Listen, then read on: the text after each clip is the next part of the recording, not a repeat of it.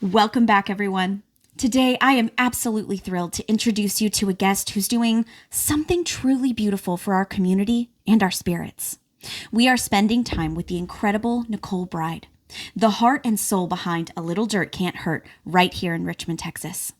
Nicole is one of those rare people who can look at a patch of earth and instantly see its potential. But her real talent lies in how she nurtures the people around her. She has dedicated herself to empowering others, helping them to build the confidence to create outdoor havens that feel deeply personal, comforting, and alive. Her designs are a gorgeous celebration of homegrown food, vibrant native flowers, and thrilling pollinators that bring so much life to our neighborhoods. She is someone whose genuine warmth, creative vision, and passion for growth make her an absolute gift to everyone who gets to meet her. Please help me welcome Nicole Bride. Thank you for being here. Thank you. You're this is amazing. Oh You're my awesome. Gosh. Especially with all this rain, I feel like you did a trek for me. I did. Us. It's okay though. I live in the middle of nowhere pretty much. What is your very first memory of getting your hands dirty in the garden? Was there a specific person in your life who handed you your first shovel or taught you not to fear getting a little messy? So I'm from Vermont. Okay. I don't know if I told you that before. You haven't. I love it. I've been in Texas about 13 years now. So growing up in Vermont, my dad always planted marigolds and different things in the spring. And so we'd all be out there planting stuff, and I hated it so much. The irony. like something would fly by my head and I'd be like, oh my God, what was that? Yeah. And so it was always, I hated bugs. I liked being outside, but I hated bugs. I hated dirt. I hated all the things. Yeah. You're like, we're here for the weather because it's Right. Vermont. Yeah. We're here for that. But everything else was a no. Yeah. Yeah. So, okay. But you were kind of, I don't want to say forced, but kind of like, hey guys, we're all getting out here. We're all Pretty doing much. this. Yeah. It was like a family event to go Yeah. clean the yard. And because in the spring after the snow, you have to clean it up and, make things pretty again. So. Yeah, I'm sure there's a lot that goes into it. So you kind of learned from an early age, maybe you didn't necessarily like it, but it's okay to get a little messy. Yes. Yep. That's I was cool. always okay with that part, with, dancing in the rain or playing in puddles or, sometimes it would rain super heavy or snow and we'd go play in the snow or the rain, down the street. Yeah. And then you'd be like, we can get dirty. We can. Yeah. So you had a very chill house as well. Pretty much. And it kind of taught you early on. You're like, we can get messy. We can do all the things. Yeah. That's really Absolutely. fun. So, but it wasn't in that moment that you were like, I want. No, definitely not. I love how you say it. So no. No. I literally hated bugs. And when I moved to Texas, there was a roach in my apartment. The company I started working for moved me. This is my chance to move someplace warmer. And I was so excited. I'm sorry to laugh. It's just like. No, it was so cold up there. Yeah, it's cold for maybe 6 to 8 months. And then it's dreary. So it's very depressing. And so. Well, that's fair. The thought of moving someplace where there's more sun and you don't have seasonal depression as much down here, it was just really appealing. So I was like, this is my chance to go somewhere else. And so I was set up in corporate housing, so it was probably nicer than I would have bought for myself. And so it all seemed very clean. And then Doesn't stop Texas roaches. And then there was a roach. I was laying down to bed and something ran up the wall. I was like, what is happening? There's no way. You're like, burn it all down. That was my first roach experience because I'd never seen a roach before then. They don't have roaches in Vermont. Not Should I move to Vermont? probably. I've never seen a roach in Vermont. I have some family that lives in the South and I'd been to Florida, so I'd seen one or two, but nothing No, no. It's pretty bad here. Yeah, no. And I never lived in a city. I mean, the biggest city in Vermont, the whole population of Vermont is 600,000 people. Right. So even Katie's bigger than, most of Vermont. Right. All of Vermont fits in a lovely wheel of cheese. Yep, pretty much. So we didn't get the bugs and everything that you would see in the city. So when I moved to the city, I had to choose the fourth biggest city in the US to go from 0 to 1,000, right? And go big. Yeah. And go home. Pretty much. It was a rough transition. I lived in the energy corridor area. And then I had friends that lived in Katy that I worked with. And so slowly I just crept out. Right. And on weekends when I had regretted my life choices, I would drive out in the country, like Chapel Hill or Eagle Lake. Like I would just go like west and north, just kind of wherever I could go on like a Saturday or Sunday. And the landscape is so beautiful in the hill country. Yeah. Like comparatively, right? It's flat and concrete here. And then in the hill country, it's beautiful. And so It feels different. I just wanted to get out of Houston. I just wanted to keep kind of creeping out. And then we landed in Needville about 3 years ago. Okay. So it is very flat out there, but it is very pretty as well. So When you kind of get a little bit of both because there's so much like wooded area and like Yeah, for trees sure.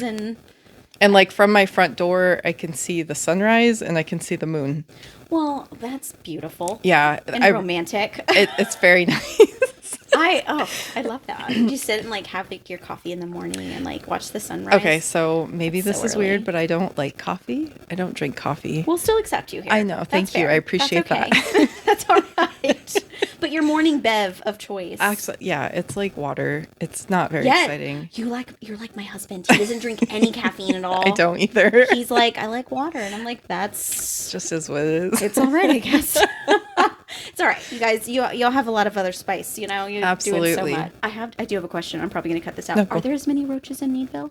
Yeah. Okay, because it's wood roaches is what it is, right? Because that's what I see around. So there's different kinds of 'cause I live in a roaches. very treed area. Yeah, so you're going to see a lot more where there's trees. We don't have a lot of trees, so I've only Okay. seen a couple. Like, I literally picture roaches.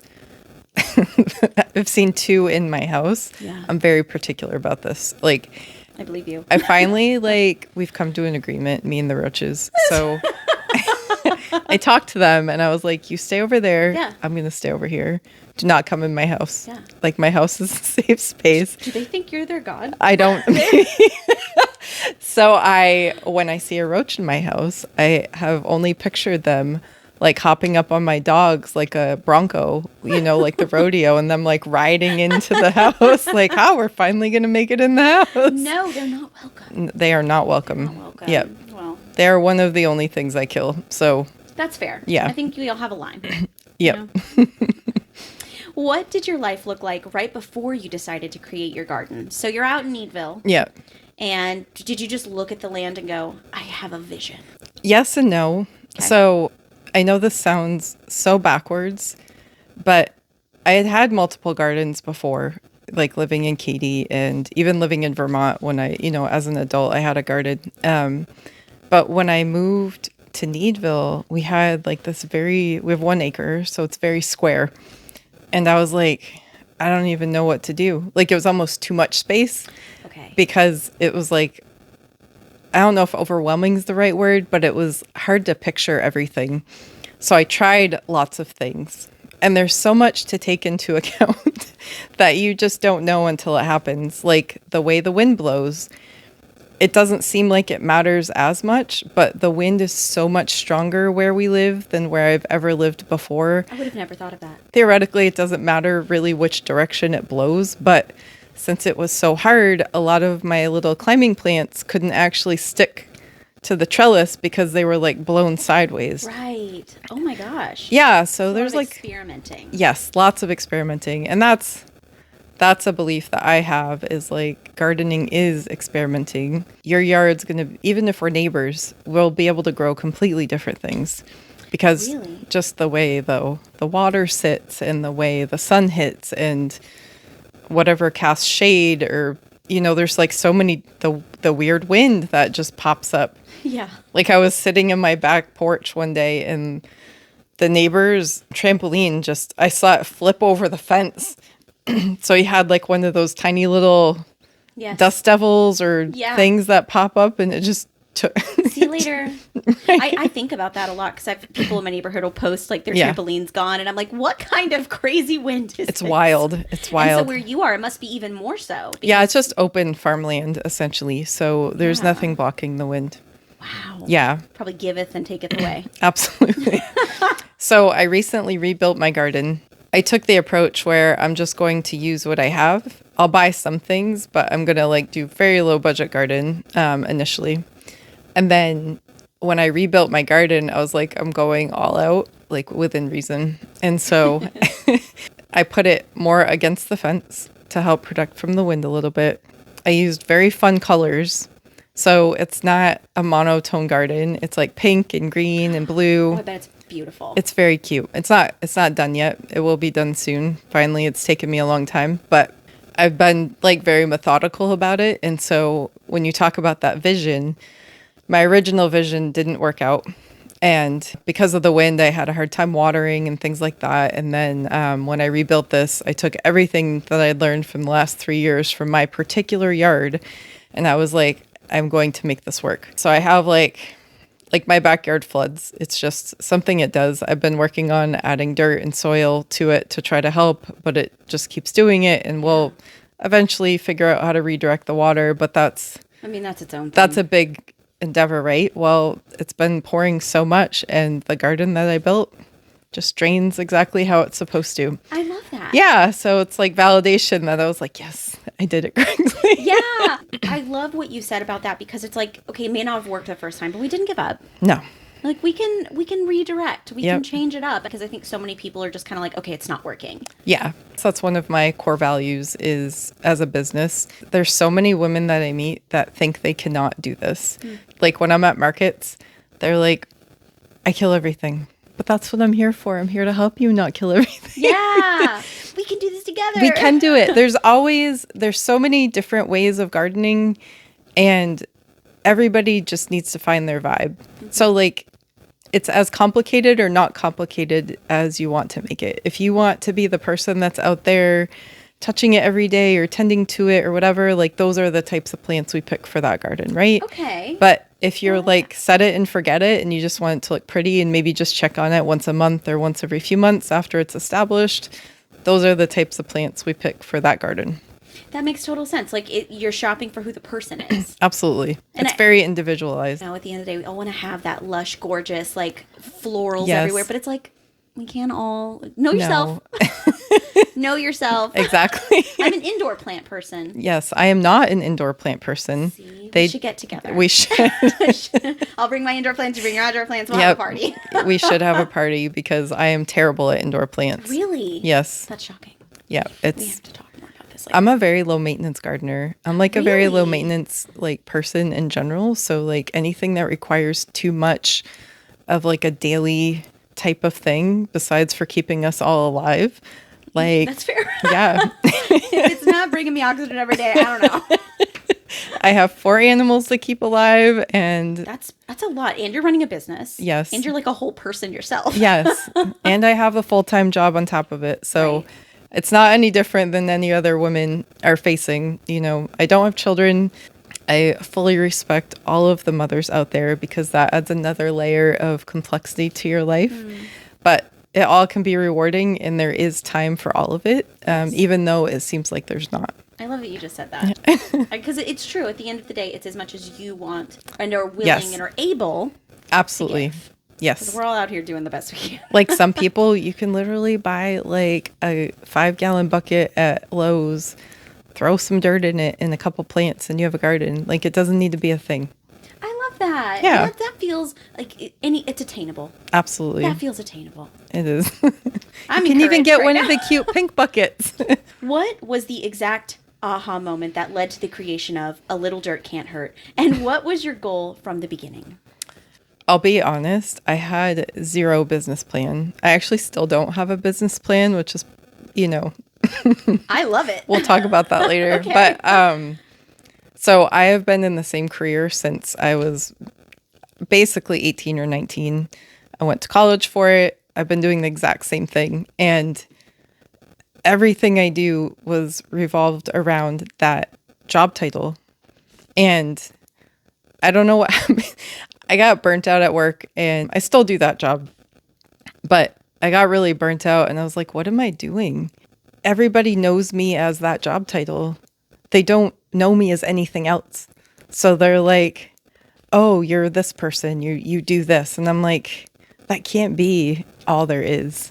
Right. So I started like tapping into other interests, and again, always had a garden, but never considered helping other people with it. And I think so that was kind of one aha moment, is like, I need to find something else to do. I love the earth. I love walking barefoot, like all of those things. So I was like, okay, I got that down. But the other thing I was noticing is on these gardening forums, I was on forums, Facebook groups, things like that. There's a lot of people that are very strict about the rules, and they're judgmental. When you say strict about the rules, like the rules of gardening? Yeah, to grow this, you have to do X, Y, and Z. That's the only way it will work. And that's not the case. There's so many different variations, again, with different yards, with different little microclimates that we have. Microclimate. I love that. That's so true. It's cute. Yeah. So there's just lots of options. And I saw people through text, right, kind of see their hearts break a little bit because maybe they couldn't do that thing that they were suggesting or telling them to do, or it almost felt a little condescending. And nobody likes to feel like that, right? Right. And so I wanted to do it differently. I wanted to be encouraging, and I wanted women to feel successful, and I wanted them to feel like they had a sense of accomplishment. Because especially like in this hustle culture, right? Yes. You always feel like you need to do more all the time, and it's exhausting. And when you're doing the same thing day in and day out, you have no sense of accomplishment. And so true. Like you're like, what am I doing? Why am I doing this? And so you kind of lose your sense of purpose unless you're completely afraid of bugs or have some type of allergy where you can't be outside or allergic to sun or something. Like, I do believe most people should be in the earth somehow for something. Right. Literally touch grass. Yeah. Like go touch grass. Yeah. Even houseplants is great. Yeah. It's just like I have people I can refer you to for houseplants. What if I know yourself? You're like, outside, let's talk. Yep. It's not my bubble. But that's so true. And I think that that's really self-aware of you to just be like, I know I need something else, and I know I can do this in another way. Yep. And we all are capable. Yep. And I also enjoyed, I had some opportunities to mentor people at work, like students and interns, and I did enjoy that and kind of like leading them, but I wasn't teaching them or leading them. I was more of like an equal mentor, right? Like I was just be like, they'd ask me random questions and I maybe help them with their resumes or something. So I enjoyed that kind of coaching style. So I actually even went down the route of considering coaching new hires or recent graduates to get in my field, just to be like, this is what you can do, or here's different paths you can take or something like that. Right. So you really were exploring like what's next for me. So at what point did you decide we're going to mix these things that I love and we're just going to go for it? So I was talking to my sister one day. And sister, they always help so much. I have a lot of siblings too, but I honestly can't remember how it got started, but we were trying to figure out something. I was like, I think I want to start a business. And again, don't remember the specifics, but we went back and forth for multiple phone conversations. And finally one of us spits out, well, a little dirt can't hurt. And we were like, oh my God, that's like the best business name. Yeah. And then one of my friends, I was at her house and I was like, I don't even know what to do. And she was like, you need to register your LLC. So I grabbed my laptop and registered the LLC. And like, then honestly, my business sat for like a year or two while I attempted to figure out specifically what I was going to do. I knew I wanted to help people. I knew I wanted to teach them about gardening in a more gentle way, more encouraging way. And so I was trying to figure out like what that even looks like. And so I eventually decided I wanted to do garden coaching, whatever that is, right? And then I had met a friend and I had actually bought a cow from her. As one does. As one does. Cows make friends. Yes. Welcome to Texas. I wanted to fill my freezer with local like pasture raised meat. And I met her and we hit it off, and I said something to her about this business I had. And she was like, I'm actually switching. I'm closing down the farm. And I was like, oh no, I just found you. And then she told me that she was going into like business coaching for women entrepreneurs that were just starting out. And I was like, oh my God, like serendipitous, right? So I hired her and we just kind of started in, and she has been she's been so patient with me while I've explored every possible hobby, every possible way to have this business and have it be successful and profitable and everything. So over the past few years, it's changed significantly. So I like to have things that like either people can use or people can like envision themselves making, because kind of my ultimate goal, again, my business is still morphing. Really want to teach people how to grow things. I want them to feel happy and successful about it, but I also want to teach them how to use those things. Yeah. I'm not a chef. I'm not, anything fancy, but there's nothing better than going out to your garden and like topping off the soup you just made with some like chopped up garlic chives. Yeah. Or it's a vibe. Are people coming over and you're like, oh, let me just make some chive butter real quick. Or I'm just going to make some like, rosemary, basil, sea salt butter to go with NBD, blah, blah, blah. Just some quick, but truly it's a vibe. It literally takes like 5 minutes to make it. And people don't realize that, right? And so growing herbs is one of the easiest things you can do here in Texas. I mean, a lot of them grow year round. I mean, we compare the cost of a little plastic thing of herbs, right? So true. And you can buy a plant for less than that and have it all year round. I mean, it's amazing. Yeah. And so I make herbal teas, I make sourdough, I make a bunch of random things, and it's mostly to show people like you can do this too. So I love to teach people how to bake, how to make sourdough, how to use their herbs, how to do all these things, because it's not just about gardening, it's about using. Eventually, right? You get there.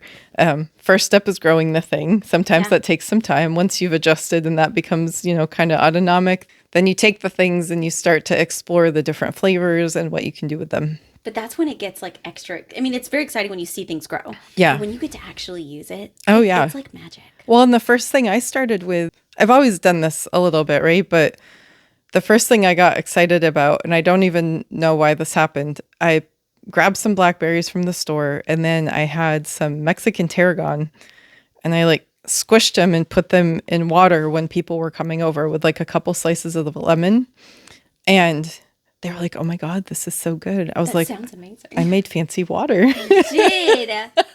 So like, I was like, how cute is this? I have a little glass pitcher. Now I can make fancy water when people come over.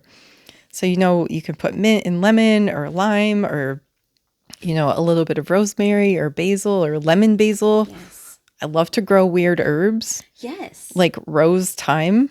I've never It's heard like of rose scented thyme. Yeah.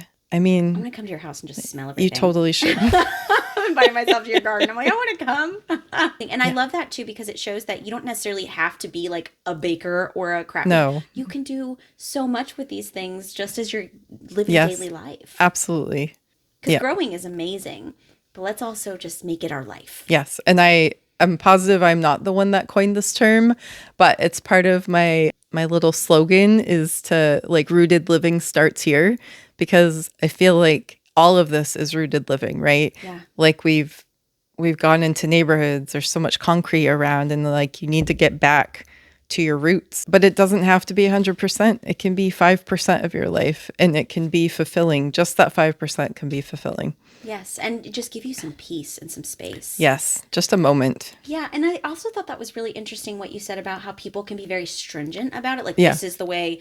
And the fact that you wanted to go into it with a gentler is very interesting to me, because I'd never thought of that in gardening. But I guess people do get really hardcore about it. Well, and there's actually nothing wrong with that either. But Sure. the point is that there's room for everybody. Yeah. There's a way everybody can do it. It's not all or nothing. It's not this way or that way. Nobody's really wrong. Yes, some people love to be 100% organic. Some people don't.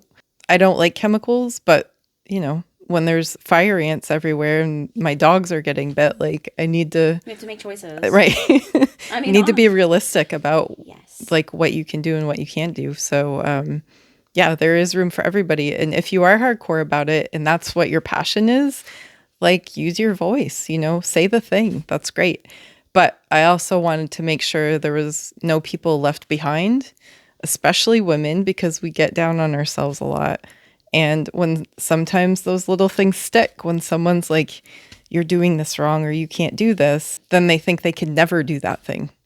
The world is hard enough on us It as is. it is. Yep. Like, Yep. let's let the basil be gentle to us, you know? I just want to grow some vegetables. Yeah. And I'm so glad you're here to help navigate that. Thank you. For people. How would you describe the heart and soul of your business to a stranger?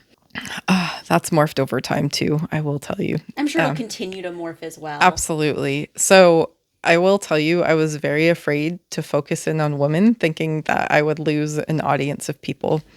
But I really do want to help women because of we do get down on ourselves and we do overwhelm ourselves, you know, with lots of things. And it's not necessarily on purpose. It may or may not be things we chose, but we often have so much going on that we just need that moment. And so at the core of my business is especially helping corporate women or women that are like so overwhelmed that they want to find something else, especially the women that are only defined by their career and they don't want to be anymore. Again, there's nothing wrong with being defined by your job title if that's what you love. But if you feel stuck, if you're like, there's got to be something else, like that's where I want to help them find the something else in the land in gardening. Oh, that's beautiful. And it's beautiful and it's so authentic. And I feel like you found your place in that by what you want. You're like, I know I'm not the only one. Yeah. It's exhausting. Like some people thrive in the city, right? I am not one of those people. Like I hate wearing shoes. I love my hands, literally my hands in the dirt. I don't wear gardening gloves. Only when I'm going to like handle like wire or something sharp. But like otherwise, I want my hands to be dirty. I want to feel what I'm doing. That's stunning. I really love this. I love everything you're saying. What has been the most unexpected challenge of running a local green business? Like all the back end stuff is so hard. And like finding the people that are your like ideal clients. It's very difficult. Yeah. I think that's kind of the nice thing, and maybe even you said this to me, about being able to choose your clients, though, Yes. because I want to vibe. I want Right. to vibe. We both need to vibe because if you Yeah. force it, it's not comfortable and nobody's happy. So I do have the liberty of like choosing people or having them choose me based on how we get along and because if I can't help you in the way that you want to be helped, it's a waste of money and it's a waste of time. That's not in a negative way. It's just that like if you want a very like pristine landscaped kind of modern style garden, I'm not the person that can help you do that, right? If you want like a little cottage garden, if you want, you know, vegetables and stuff like more cozy, a little cottage core situation, like that's more my style. But there are lots of people that build those like beautiful modern gardens as well. Yeah. And so there is place for all of us as business owners because there's always going to be clients and business owners that match styles, like interior decorators, like any type of service-based business. There's always going to be somebody for everybody. How do you balance the creative side of gardening with the realities of business? I know you said you're kind of figuring it out. You're not really... I'm not sure I figured out the balance yet, to be honest. It's so real. I just don't think I have.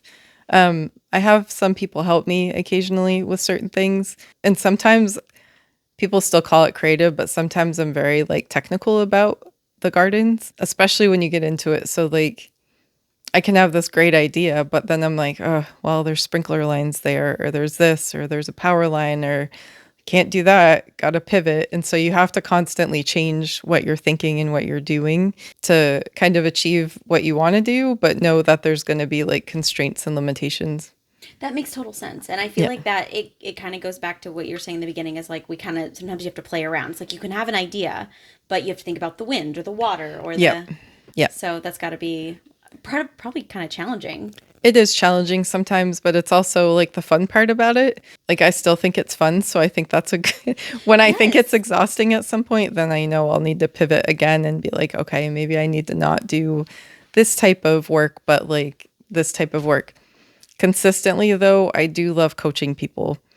So I have like remote people that I coach as well, like mostly over text or phone calls. And it's so rewarding to watch them flourish, to be like, oh, look at this. I'm like, yeah, you did that. Like, I answered your random questions, but like, you did that, you know? That's so good. So, like, that's the part I consistently love is like watching people realize that they can actually do it. It's rewarding for me, but it's like, it's rewarding in the sense that I know I'm on the right path if people are like happy with themselves, right?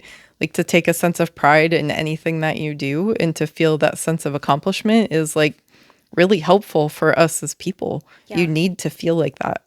It's a gift. Yeah. And it's a gift to be able to be someone who can do that for other people as well. Because it is not easy for everyone to guide people.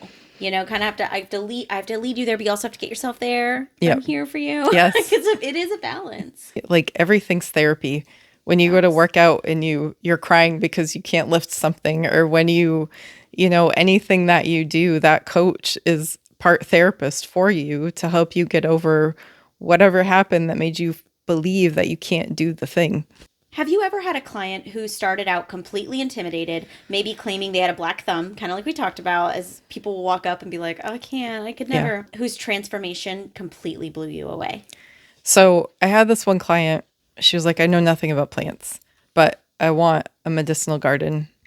I was like, okay. Oh. And we literally had one appointment. I was at her house for 2 hours and we just talked the whole time. Like she just had 1,000 questions and I explained everything like right from the start as far as, you know, when you look at a seed packet, what does it mean when it says full sun, or how to determine watering needs, or like what seasons, like just from the very basics of like how to even grow a plant. She took that one appointment and she like went crazy. I mean, love a go-getter. Oh my God. I was so impressed. I was like, I should hold back next time because you don't need me anymore. You're like, hold on.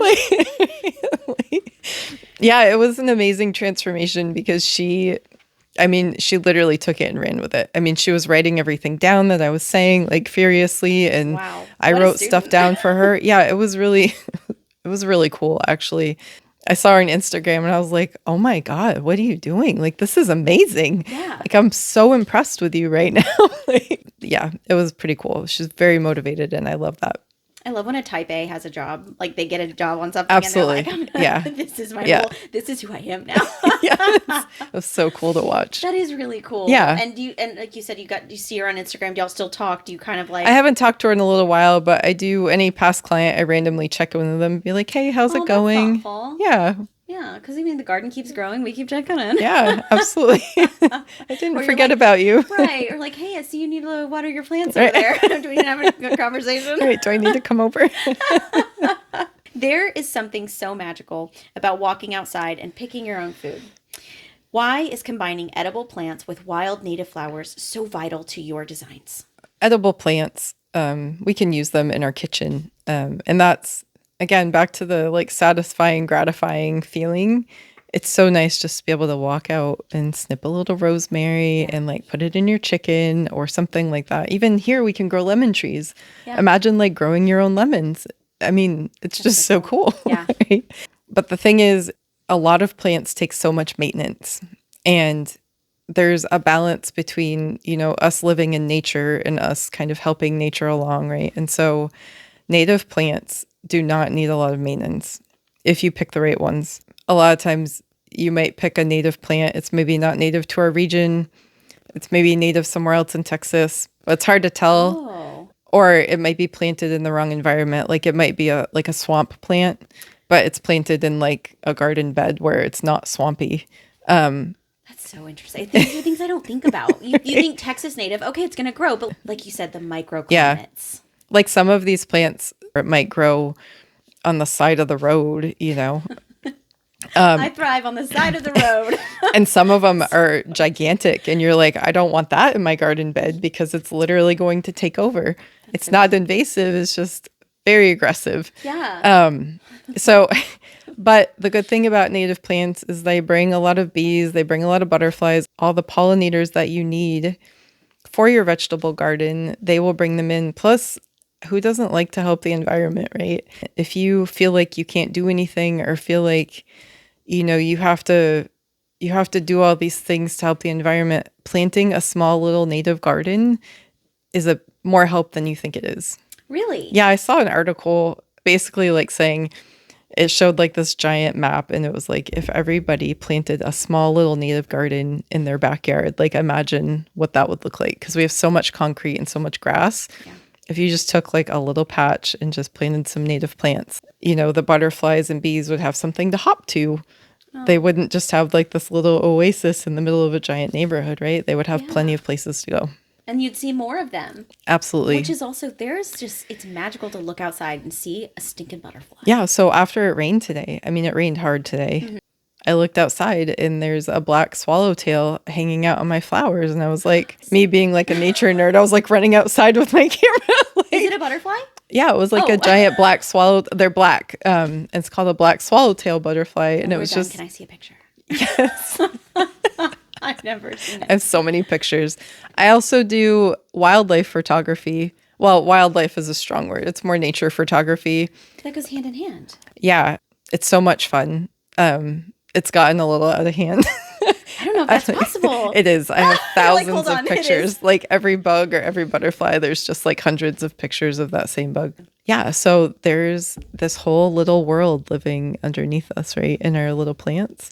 And you don't see it unless you look. And so with my lenses, I'm able to see this tiny little world living in these plants. And so when you think about a vegetable garden or flowers or native garden or whatever, you're creating this habitat, this little world that you don't see.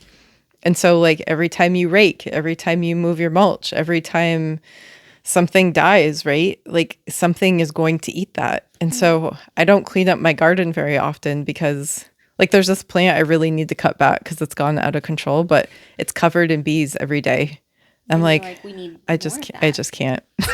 Yeah, because we love bees. Yeah. You know, I've taken pictures of flowers before and I've blown them up on my computer, and there's this tiny little spider in there that I couldn't see with my eyeballs. But when I zoomed in on them, there it is. Yeah, just hanging out. Yeah. You know, taking up space. I love that. Yep. Oh, that's I love beautiful. That's really beautiful. And I love that you have the opportunity and give others the opportunity to see these little worlds that they get to create and make the world a little bit better. Yes, absolutely. Oh, just by existing. Mm-hmm. We all know how brutal the Texas summer heat can be. Mm-hmm. In those moments when the ground is dry and you're exhausted, what is the internal spark that keeps you moving forward? Naps, usually. Life. Oh my gosh. I took a nap today. Oh, I love that for you. I love a nap. It's very hard to stay motivated in the summer. My two favorite times of day at this house are the sunrise and the moonrise. And those are both at perfect times because it's not as hot during those times, right? And so it's lovely to go out in the morning, especially when there's like a fog and it's kind of hazy out. And I can water my garden and watch all the pollinators start to come in, you know, as the sun is rising. Yeah. It's just like a really magical time.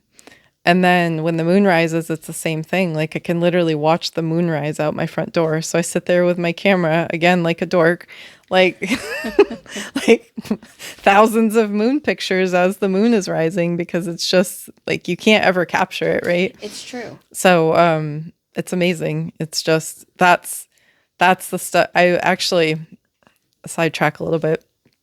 A house I lived in Katy, I couldn't see the moon, the sun. I couldn't see the sunrise, the sunset, nothing, because I was like kind of in the middle of a neighborhood with a bunch of trees, and it was so depressing. I was there for about a year and a half, and I didn't realize like how kind of depressing it was and how much I missed watching those things. And so that's the house I moved out of to move into this one. Thankfully, I was renting that house, so it wasn't like a permanent situation, but nice. I just hadn't realized until I moved out again to where I could see either the sunrise, sunset, or something.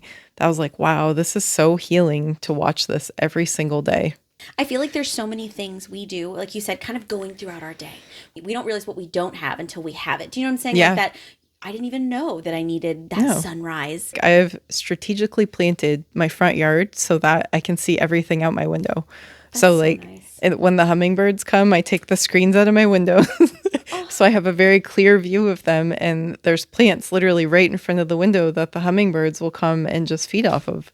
You've like romanticized your like work day. Pretty much. And that's how it freaking should be. That's beautiful. I mean, it's a blessing to be able to work from home and not have to work in an office building anymore, and being able to enjoy my garden, because I think if I was back to working in an office every day, like I wouldn't be able to enjoy it as much. Yeah. I definitely would. I mean, but it is very nice to see it changing every day, because I'd feel like I'd missed all the moments. You know what I mean? Yeah.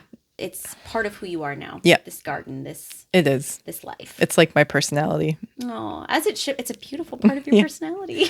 Well, and the part I love too is like, nobody's like, oh, there's the IT girl, come help us with our computer. They're like, oh, I have a garden question. I'm like, absolutely. Oh. I'll answer a garden question any day. I feel like that's way more fun to talk absolutely, about. I mean, I don't know a lot about IT, but I feel like flowers are way more fun to talk about. Way more fun. So talk about a bumblebee all day. There's a lot more joy in it for me. Yeah. I mean, I could see that. Yeah. I could understand that. I mean, someone out there, though, is probably really passionate about IT, and they're like, hold on. They are. And I used to be so career driven. And just like I said, one day it didn't hit me the same anymore. It's not that I don't enjoy it. It's just, I was like, there's got to be more to life than this. Yes. So, because my career was my whole life. So you found more things that make you a whole, make yes, you who you are. Yes, there's definitely something missing. So if a woman is watching or listening to this right now and feels like her yard is a lost cause, what gentle words of encouragement would you give to her? Sometimes I feel like when I meet a woman that thinks their yard is a lost cause, they feel like they failed and they can't do anything right. I kill everything. I can't do this. Yes, and it kind of reflects on your soul a little bit. You're like, I can't even keep a plant alive, and it's sad, right? And so what I would tell her, one of the things I hear is like, I can't even keep a succulent alive. Well, I'm here to tell you that they're not easy to keep alive. I can't. Hold on. This is groundbreaking. I've always joked that that's probably like the one thing Dude, that cannot be the standard, because I cannot keep them alive myself. So if that is like the standard we're living by, if you're a good gardener or not, like we need to redefine that. Yeah, and you're here to do it. Absolutely. This is why we need you. I'm shook. Yeah. Hold on. Okay, so what would you say to them? Like, give me some coaching. There is a plant that she can grow. We just have to find it. So we have to dig into her personal life a little bit. How much time she has, what does her soil look like? Like, there's lots of questions I have, but there is a plant that she can grow. And that's what we are going to start with. Soil diving, soul diving. What don't you do? But like, I mean, imagine feeling like you've killed everything and like there's no hope, right? Let's give her some hope. Let's give her a plant to grow. Like, let's make it look pretty. This is more than gardening. Is it? This is more than gardening. Like, I knew we were going to have a great conversation. Yeah. But I feel like you are speaking so deeply to like the human spirit and what we need as people and as women. I agree. And it's making me a little emotional because I feel like we're out here doing the best we can each day. And when you look around and you say, I can't do it. Like we're all constantly saying we can't do it or we're not good enough for something. It's so heavy. What a burden. I know. This isn't gardening anymore. I'm like crying. I feel like I've said this 100 times, but it just speaks to the importance of having that thing. Yeah. And I want it to be a garden for people because right now I'm like, I want to go, what do I need to do? How do we go make right? a garden But right now? I mean, it doesn't have to be a garden, right? But there's got to be a thing in your life that makes you feel like you can be successful and to give you a sense of accomplishment. Because you can do it. Yeah. There's something. Oh, you are a coach. Oh my gosh. I'm so empowered. You talk about making an outdoor space feel like home. What are the cozy, essential elements that turn a simple yard into a sanctuary? Oh, that's a good question. So I think a lot of it has to do with your personality. It needs to reflect your personality. So whether you're like wanting like a romantic garden where it's kind of monotone but very like soft and beautiful, or you want a bunch of color, or you want it very like manicured, or it's got to bring you joy. Yeah. And I think that's the part that kind of makes it feel like home. So, and a lot of gardens look like the inside of the house, right? So it's kind of like taking that style and figuring out what would kind of match that outside and make you feel that joy that you want to feel. Another question I always ask is, what colors do you hate? Oh, that's a good Because we question. don't need to have colors that like make you angry in your garden. That makes total Yeah. sense. That makes total sense. Like some people hate yellow. So like no sunflowers. No yellow. Right. Right. Yep. No sunflowers. No. And that's fine. Some people hate orange. I don't like red for some reason. Yeah. But, you know, red brings in the hummingbird. So I've learned to deal with it in my Like garden. sprinkles of red. Yes. Sprinkles. Yeah. Yep. Not too aggressive. Exactly. But Texas natives, there's so many purples and different hues of purples. And that's fun for me because purple's a great color. Yeah. And there's, and like you said, there's so many variations of Yes. it. And when they're all together, Yes. I mean, I don't have to tell you. I'm like trying to tell you, and It's you're like, great. girl, I know. I know. I'm like encouraging. I like extended part of my garden this year, and I'm like, oh my God, why isn't it grown in yet? Like, it's so boring right now. Like, I need the color. I need it now. So when you work with people and for yourself, and this is totally a side question. It's okay. I'm invested now. How do you feel about seeds compared to half grown plants? You know, when you can go pick up the little baby flowers and stuff. Yeah. What's your stance? I think for a new gardener, I think you should always buy plants. Okay. Local plants. Okay, so they can already have a little sprout going on. Absolutely. And that's most things. Gratification. Yeah, it really is, because I think like it's a graduation effect, right? So there are some things you should always plant by seed. So I think it just depends what you want to plant. And I will only go to like local garden centers here. There's so many places to buy plants here, and I would much rather support a local company that has, you know, good intentions. So Enchanted Forest is my favorite. There's so many seeds, and as a new gardener or as somebody that's never planted seeds before, they all look equal, right? It's like, I'll just buy some seeds, I'll just throw them in. Like, they're not all equal. Like, some of them are really hard to grow, some of them aren't. And so always, I like to do a mixture of plants and seeds, or just plants to start. And then that way, again, you feel the sense of accomplishment. You can watch it grow. You can make sure it fits in your yard. Yeah. Because like sometimes people go buy like $1,000 worth of plants, and then like half of them don't do well because it didn't do well in their yard. So like we like to test it a little bit first to make sure it's going to be successful, and then we can expand from there. That's a really good plan. I like that. And I feel like you get some variation at that point too. Or maybe you don't like the plant, or maybe you need to move it, you know? Maybe the sun wasn't quite what you thought it was in that corner. So yeah. Do you have to work with people a lot to teach them to be flexible in this? Like, hey, don't get discouraged, or that we can move it. You have to do that a lot. Well, part of what I encourage is like, it's not static. Like, I move my stuff around every year because like maybe something will grow bigger than I thought it would. Because like I saw it at my friend's house and it was like this big, but at my yard it's like twice the size, and I'm like, whoa. That wasn't supposed to do that. So I think that's why I call myself a coach, because I'm not a landscape architect. I'm not like a degreed architect, horticulturist where I know, you know, all the technical things about everything. I know a lot of things, and I want to help people get to where I am, where we can work together, we can experiment together to find what works for you. And so I like to think of myself as like, you know, your garden friend, like you know, like a best friend walking with you in the garden that you can ask questions to, because Googling is exhausting. Well, and it's not always accurate for your space. It's not. And you can get 1,000 different answers from 1,000 different people. And it's like, which one do I do? So kind of having that person to walk with you through your gardening journey, I think is really critical to feeling that kind of, you know, successful gratification. Yeah. Oh my gosh, people would be so lucky to have you as their gardening friend.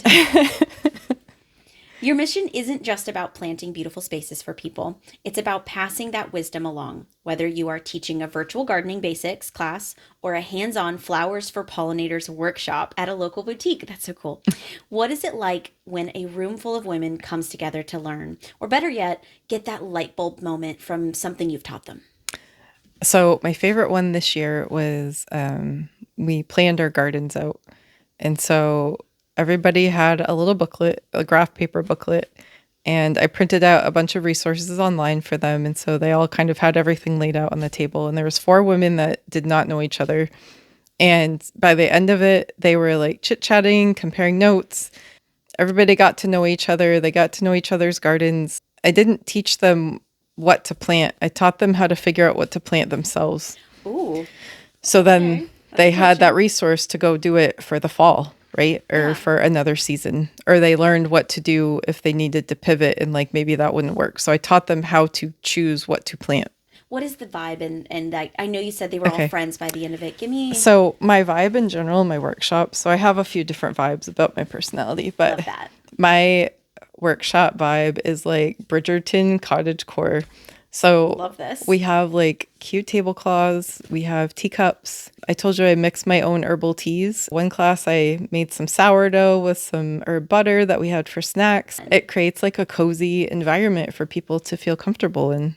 In the boutique, Moon Girl Boutique that I have the classes in, just that building, just the owner's vibe, Megan, I mean, it's beautiful. So it's a very welcoming, warm environment in general. And when you layer on the herbal teas and the cute tablecloths and the kind of community feel, all kind of just flows. Yeah. And I bet everyone's being all inspirational and thoughtful and encouraging. Yes. Oh, we should all be doing this. We should all be signing up for these classes and workshops. I agree. You're like, yeah, come on. Yep. There is a very specific magical energy to a farmer's market morning. What does your routine look like when you're loading up the truck in the dark, or what is that feeling when the sun finally comes up over the booth? Getting set up for market is not magical because you're usually sweating and it's hot. And you don't drink coffee in the morning. No, I don't drink coffee. Just wake up. I know. you just wake up. I tried to wake up. Yeah. I literally like, it's not magical. But once you get settled, it is a little magical because then like people start coming in and they like want to chit chat. And I love that when somebody wants to chit chat because I don't know, we've all done this, right? Where you like walk by a booth and you're like, please don't talk to me. Please don't talk to me. So I try to respect those people in that because I'm chit-chatting with you, but I'm really not super extroverted. I really have to force myself to interact with strangers. And so if somebody looks like they don't want to talk to me, like I'm not going to force the situation. I'm not that bubbly, right? Or if somebody looks like they're having a bad day, I'll like say something to, make them laugh or whatever. Like the last market, it was so hot out. And so this guy was walking around with a loaf of bread in his hand. I was like, sir, do you need a bag? He's like, you have a bag? I was like, yeah, bags. He's like, yes, please. I was like, it's hot. Nobody wants to like squish this bread in their hand while they're walking around. So I gave him a bag. So it's just, it's an icebreaker. It's just connecting with people on a different level. It's personal, but it's not too personal. Yeah. Yeah. And that's at these markets is where I hear people say that they kill everything and they can't garden. So I'm hoping if I've met you at a market or if I haven't, and you've said that to me, come find me. Describe to me kind of your table. Do you sell things from your garden? Do you also like talk about your classes in that moment? Like what's your vibe there? Not your vibe. What's your So I actually do try to create a vibe in my booth. Like I want it to be very cute and cozy. Yes. So same type of tablecloths. So depending on the market, I'll make sourdough. I've kind of learned my limits. So I only do like plain half loaves of sourdough and I only make so many of them. So I have that on like one table. I usually have like 2 to 3 tables. And then I have herbal teas. I've recently started selling like garden accessories if you're already a gardener. Cute. Like cute plant tags and things like that. And then I've also recently started selling my photography. So I started selling it right before Mother's Day. And one of the products I have is like a little blank greeting card with a photo of a butterfly or something on it. And those have been actually pretty popular. And so like I have a little section with the photography and I'm really looking to expand that as well. So there's kind of a little something for everyone. And so I'll admit it is very hard to explain to somebody what I do in like a drive-by. To me, it's all connected. It's all part of the same thing. And so normally I try to engage them a little bit and just explain that I'm a garden coach and like I help people feel successful in their gardens. Yeah, I'm not I'm not a garden pushy pickup lines. Sales is not my thing. So I just want to just create a calming vibe. And if they have questions, they can ask them. If not, I'll give them my little blurb and maybe a business card. Some to sign up for my newsletter if they want to. Yeah. I'm like, again, no pressure, but I send it out monthly. It's not crazy. Recently, I've been like, I have a garden gossip section in my newsletter. Garden gossip? Yes. Sign me There's up. so much drama in my garden. Like, there's always a little bit of gossip. Do these trees be throwing shade? That was it. That was my only pun. That's the only I one love I it. have. I'm sorry. I should probably take that out. No, it's great. It's great. I love it. Yeah, my eyes are like watering. I'm laughing so much. Okay, so we have garden gossip. Yes. I love that. And like what happens? Like, what do you talk about? Give me an excerpt. Okay, so I think it was last month's garden gossip. The hummingbirds were coming to my house, right? Yeah. And like every once in a while, I wouldn't see them for a couple days. And I'm like, what's going on? Yeah. I have plenty of flowers for you. There's so much water. Like, there's everything you need. You have trees to hide in. I mean, I did start feeding some birds, just general birds. And there was like this gang of crows that was coming by and blackbirds. They were blackbirds. Okay. And I feel like they were scaring away because there was like one cute little blackbird. And then all of a sudden there's like 15 blackbirds. I was like, you guys are scaring away everybody. So I stopped feeding the birds. So I thought I was like scaring away the hummingbirds. Well, come to find out, my neighbor down the street, she was like, oh, look at this cute hummingbird. I was like, that's my hummingbird. So like, Susan, I feel like we had shared custody of these birds. Do? I know. She was like taking my birds. So these birds were like, at dawn. I know. So I was like, whenever I don't see them for a few days, sure enough, my neighbor sends me pictures. It's like, oh, look at the hummingbirds. I'm like, oh my gosh. Interesting. I'm sure we're happy for her. Yes. So happy. That is some garden gossip. I feel like I'm so in on that right now. I can't. That's hilarious, actually. I'm like, over here. I can't deal. You're so funny. Thank you. There is a moment I always picture when I think about your work. I say always, but like since we started talking. The tools are packed away, the dust has settled, and the hose is turned off. But then the real magic happens. The moment the rest of nature realizes something beautiful has been built for them. How rewarding is it to sit back at the end of a long day or hot project and watch the very first bees, butterflies, and birds instantly arrive and claim the new sanctuary you've created? That is the truly magical moment, is when they finally find your yard or that person's yard, and all of a sudden they have the butterflies, the hummingbirds. Yeah. I did work for my business coach, actually. Her chickens were eating all of her plants. She couldn't plant anything. And this past spring, we went shopping, got a ton of plants. We went to her house. She doesn't live super far from me. We went to her house and we planted them, and they're growing, and she loves it. And she's never had anything grow in that section of her yard before. And the bees, the butterflies, everything just comes over there, and she's so excited about it. Yeah. And so like that's the gratification. Those are the moments that you're like, because that's what gives you peace, right? It's not necessarily, it can be the gardening itself, but like watching kind of nature around you, like that's the part that's calming. Yeah. Of course, like, rage pulling out a bush is helpful sometimes. Oh my gosh, that's so real. You're like, It's true. if you need to get out something that happened bad during your day and you just need to go like rip something out of the ground, like, yes, it's very helpful to your psyche, but like, yeah, the calming part of watching a butterfly flutter around and, it's really great. I love how you're like rage gardening, but also the butterflies. Because it's true, though. You get a little bit of everything you need. You do. Yep. And you're here to help and walk along the way. Rage gardening during the summer is not a good idea, though. It's very exhausting. I definitely suggest rage gardening during the colder months. Mm-hmm. Yeah. From a professional place. Yes. When you rage garden. Cooler temps. Yes. It's too hot. You need too many electrolytes to recover. Yeah. It's not worth it. No. At that point. Save our rage. Put in a little bottle. Nicole, Many years from now, when the gardens you've planted have grown tall, the native flowers are self-seeding, and the women you've helped are teaching their own daughters and granddaughters and friends to love the soil. What is the ultimate truth you hope they remember about the woman who taught them a little dirt can't hurt? Oh, that's very cute. Someone that encouraged them so that they could do it and pass it down.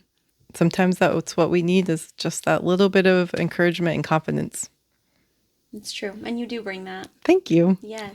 Oh, you're so wonderful. If you'd be up for it. Yeah. I have a couple fun little rapid fires. Okay. Let me adjust. They're just funsies. I love this. Okay. Okay. The perfect tool. Classic hand towel or your bare hands. Bare hands. Bare hands. Like, so you're just like this. Hands and then you're down, like bare this hands. Bare. Yeah, like I have dirt all up in my hair. Yes. Like gardening months are multi-shower days. Let me put it that way. Yeah. Because we got to get back out there. Yeah. Yeah. You're like, we can't. Multiple times. Pests or July heat, which is worse? Definitely the pests. They do way more damage. Do you get like squirrels and stuff? I don't have squirrels. Yeah. My neighbors have more mature trees like behind me. Yeah. I've seen a squirrel twice on my yard, and I go out and I stare him down. I'm like, what are you doing over here? Like, you do not belong over here. Back off. Do you feel like they? Yep. Totally listen to me. I believe you. I listen to you right now. I'm like, okay. Like, yeah. That's amazing. I feel like I agree with you. I've tried growing like tomatoes and stuff, and the moment there's like a speck of red, Yeah. gone. But Yep. I live in this neighborhood with all the trees. Yeah, it's tough with it's it. just like The a joke. squirrels are tough. And the rats. I don't know. Do you have rats? No, but we have possums. Garden soundtrack, birds chirping, or a great podcast. It depends on my mood. Lots of times Like heavy metal. I do. Okay, so I'm like a 90s alternative rock kind of Yeah, girl. okay. Right? So like a little bit of like emo rage music. Yes. Yeah, it's great. But most of the time when I'm out in the garden is not planned. So How do you feel? I don't have headphones. My phone is somewhere. I do own a business, right? So I should be like recording myself doing things, but I never remember. So it's usually birds chirping, but not out of preference. It's just that's what happens. Yeah. Yeah. Like, this is just where we're at. Yeah. This is what my ears work and they're doing their thing. Right. They're just cheering you on. A lot of times I'll go to let the dogs out and I'll be like, oh, let me just pull this weed real quick. And they'll be like, oh, wait. And like, I'm out there for an hour. You're like, if you give a mouse a cookie, Yeah. he's going to pull a weed, Yeah. then he's going to see another weed, and then he needs a That's bag. kind of my life. Yeah. That's hilarious. Your dream bloom, roses or Texas native wildflowers? Definitely wildflowers. I'm a wildflower girl. Yep. I hear that. I mean, I love roses, but Yeah. I cannot keep them alive here to save my life. So Yeah, she's finicky.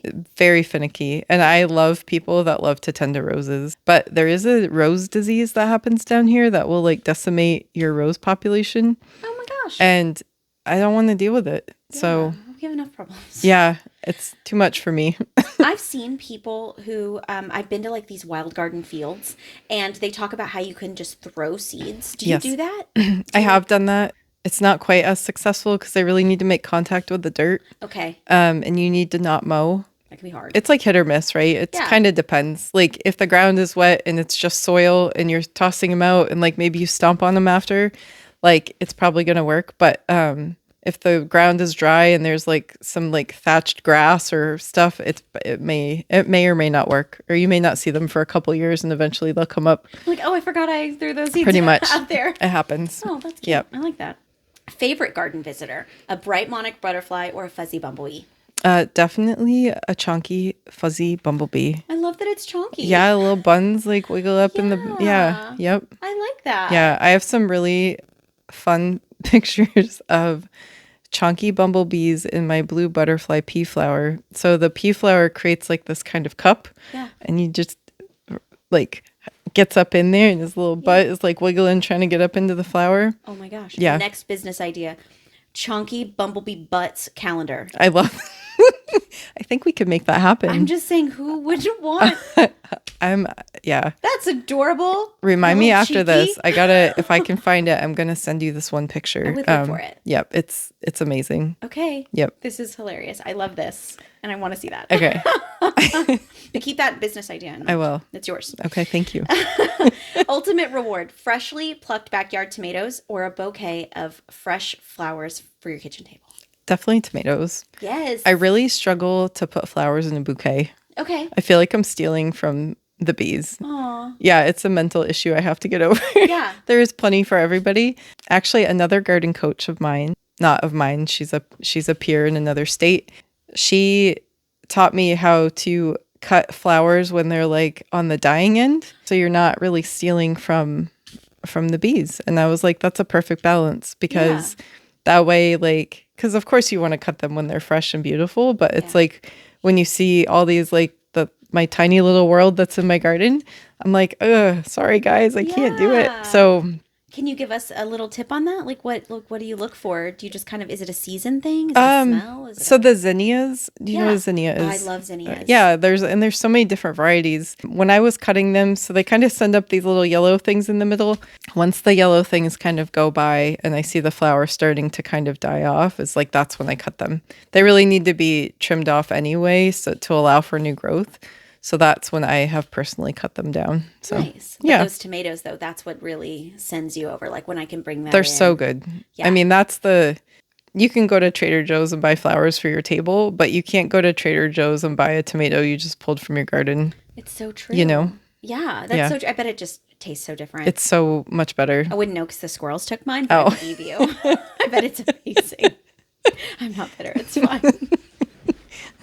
There's some tricks to protect them from the squirrels, so we have to have another conversation. We should probably work on that. Honestly, I mean, I'm gonna have to like a king garden friend. Phone a friend. I'm just saying, your garden uniform: wide brimmed straw hat or a messy bun. It depends on my mood. And the sun, I guess. Yeah, I do like the hat, but sometimes it's still too hot for my head, so my hair just goes up, and sunglasses sometimes on or off. Yeah. Vitamin D is always good. So again, with the last minute, like. By the time I'm dirty, the hat's somewhere that I don't really want to track dirt. So so it's kind of whatever. Yeah, I love your vibe. You're just so like, I just love it. It's just there. It's fabulous. Best advice for a beginner in 3 words. And just try it.